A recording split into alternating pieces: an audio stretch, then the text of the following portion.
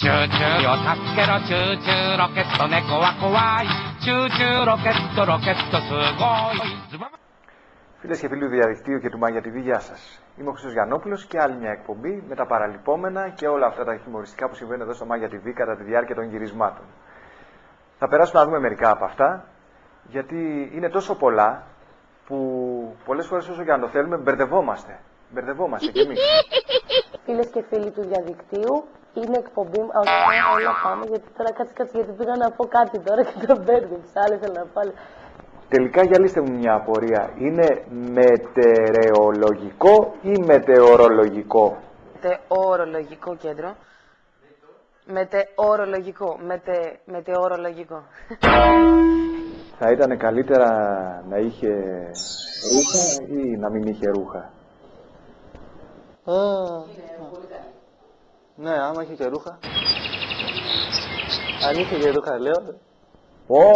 Μιλάμε, είναι πολλά τα λεφτά. Μιλάμε για πάρα πολλά λεφτά, ρε παιδί μου. 213 παιχνίδια εκεί, 213. Δηλαδή, για να καταλάβω τώρα, τι σχέση έχουν οι τραγουδιστές με το AIDS? Τι περίεργο συνειρμός είναι αυτός? Αυτός που έχει εδώ πρέπει να είναι. Εσύ το ξέρεις? Κάτσε.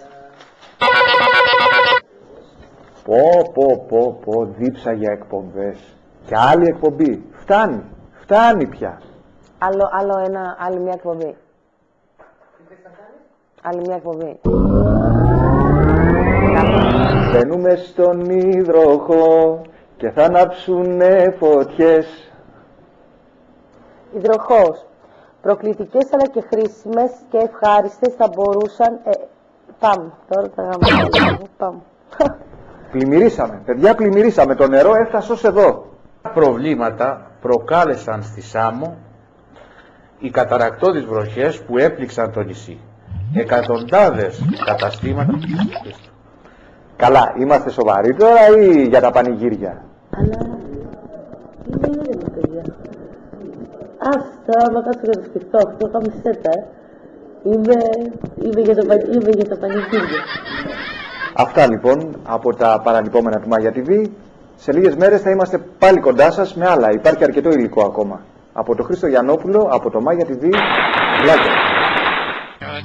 チューチューを助けろチューチューロケット猫は怖いチューチューロケットすごい